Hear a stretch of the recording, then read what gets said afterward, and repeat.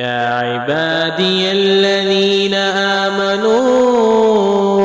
إن أرضي واسعة فإياي فاعبدون كل نفس ذائقة الموت كل نفس ذائقة الموت ثم إلينا ترجعون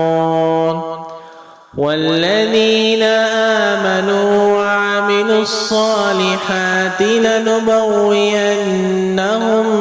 من الجنة غرفا تجري من تحتها الأنهار خالدين فيها